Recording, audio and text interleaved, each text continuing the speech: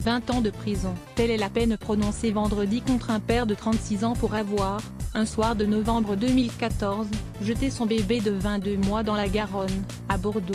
La cour d'assises de Gironde l'a également condamné à 5 ans de suivi socio-judiciaire. L'avocat général Éric Seguin avait requis 20 ans de prison. Il avait décrit l'accusé comme un père aimant incontestablement son enfant, protecteur, hyper protecteur même, mais l'aimant d'un amour exclusif, morbide, où il n'y avait pas de place pour la mère. La mère n'a jamais pu revoir sa fille. Cette mère dont Anthony Gaudry était séparé depuis 5 mois, il n'a jamais voulu qu'elle revoie l'enfant. Elle ne l'a jamais revu, a affirmé Hélène Poulou, avocate de la mère de la petite Youmi. Le corps de l'enfant avait été découvert 5 semaines plus tard, 80 km, en aval.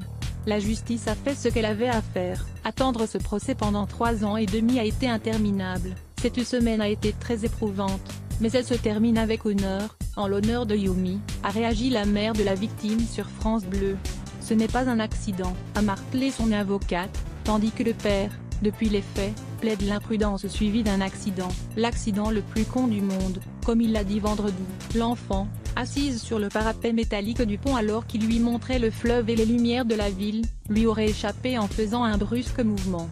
Un égoïste forcené pour le Dr Daniel Zagouri, expert psychiatre, Anthony Gaudry, dans un vécu d'impasse, n'avait pas les idées claires, et oscillait, un pas en avant, un pas en arrière. On ne peut éliminer une dimension homicide plus suicide avorté, avait dit l'expert, doutant que le père ait une représentation psychique avérée de ce qu'il allait réaliser.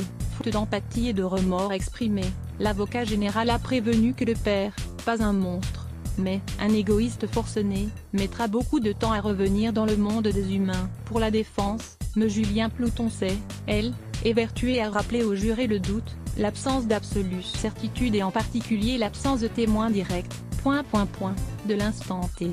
Un doute qui par définition doit bénéficier à l'accusé, une vérité judiciaire à défaut de vérité absolue, introuvable en ce cas. Elle a fait part de satisfaction que la Cour ait retenu la notion d'altération du discernement. Son client n'envisage pas d'appel.